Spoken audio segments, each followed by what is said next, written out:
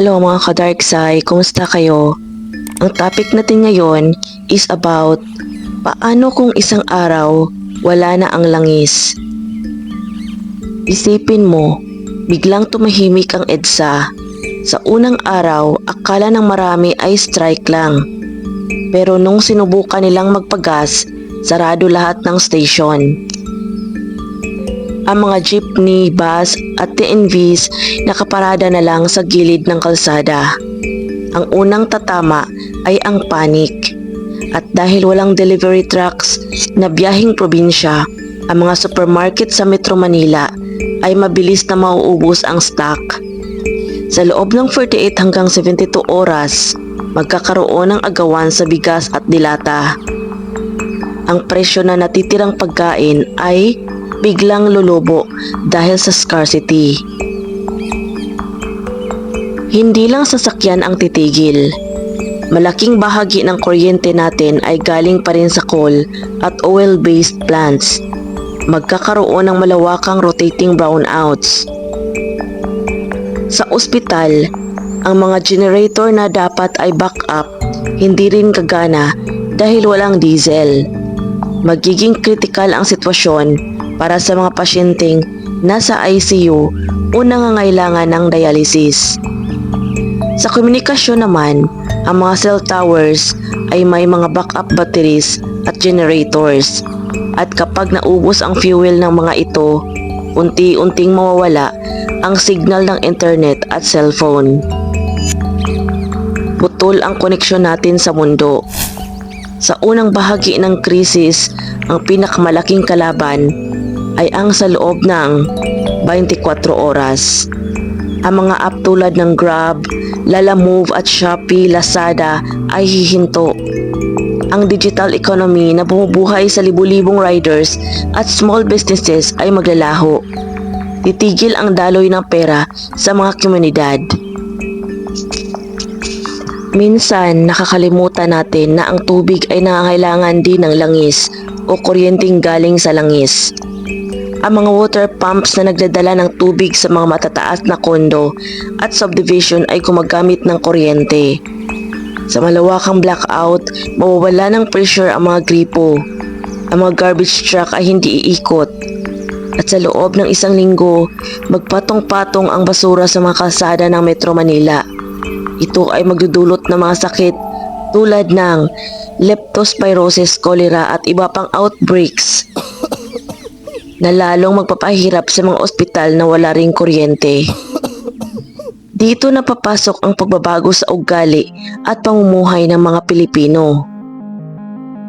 Maraming tao sa Metro Manila ang magtatangkang bumalik sa kanilang mga probinsya dahil doon ay may lupa at mapagkukunan ng pagkain.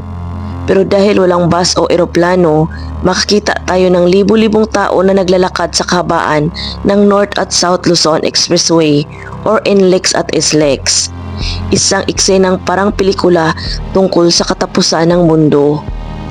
Dahil ang halaga ng pera ay nakatali sa ekonomiya at ang ekonomiya ay bagsak, maaring bumalik ang barter. Halimbawa, ang isang latang sardinas ay maaring ipagpalit sa isang sako ng kamote o isang oras na serbisyo. Dahil wala tayong sariling sapat na supply ng langis, mawawalan din ng ngipin ang ating depensa.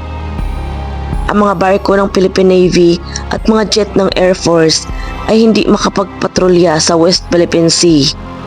Magiging vulnerable ang ating teritoryo sa anumang dayuhang panghihimasok dahil ang ating military mobility ay zero.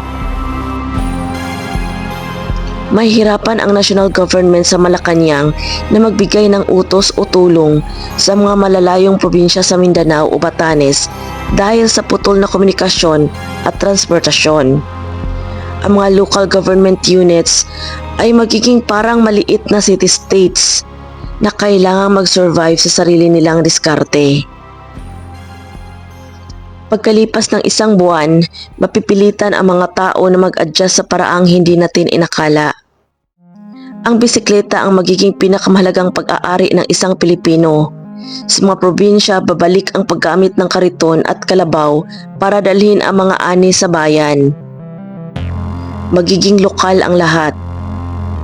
Kung ano ang itinanim sa barangay nyo, yun lang ang kakainin nyo. Wala nang imported na prutas o pagkain galing sa malalayong lugar dahil masyadong mahal. Ang transportasyon na gamit ay bisikleta o lakad. Ang mga opisina sa Makati o BGC na malayo sa tirahan ng mga tao ay mawawala ng saysay. Magiging sentro muli ng buhay ang mga maliliit na komunidad. Matapos ang isang taon kung makakasurvive ang bansa sa unang taon ng kaguluhan, dito magsisimula ang muling pagtatayo o reconstruction phase na ang kalabaw at kabayo ay muling magiging status symbol.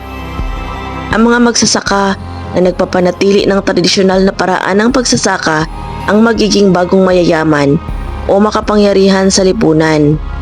Lahat ng mekanisasyon ay magiging solar first.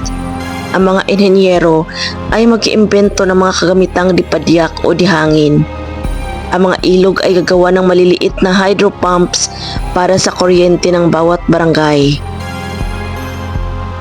Dahil hindi na makapag-import ng gamit mula sa ibang bansa, mapipilitan ang mga Pilipino na mag-recycle at gumawa ng sariling kasangkapan mula sa mga scrap metal ng mga abandonadong sasakyan. Sa gitna ng hirap, mapipilitan ang gobyerno at mga Pilipino na bilisan ang paglipat sa renewable energy. Ang mga bubong ng bahay mapupuno ng solar panels. Ang mga malalakas na hangin sa Ilocos at ang init sa ilalim ng lupa sa Leyte or geothermal ang magiging tanging pag-asa natin para magkaroon ng kuryente. Ang mga sasakyan ay lahat kailangan maging electric o pedal powered. Mababawasan ang polusyon, oo, pero ang kapalit ay ang sobrang bagal na takbo ng buhay. Ang Pilipinas ay magiging isang bansa na kailangang matutong mabuhay sa kung anong meron lang sa paligid nito. Ang pagkawala ng langis ay hindi lang tungkol sa sasakyan. Ito ay tungkol sa survival.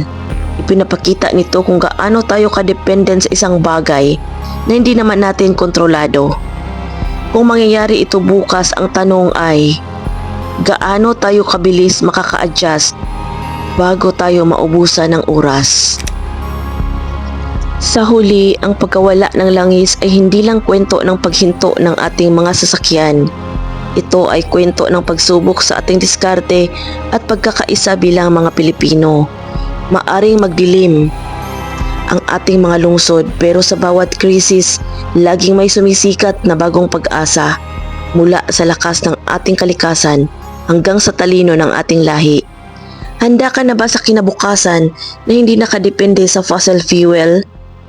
Ako si Darkside CH at ito ang ating sulyap sa Pilipinas na walang langis.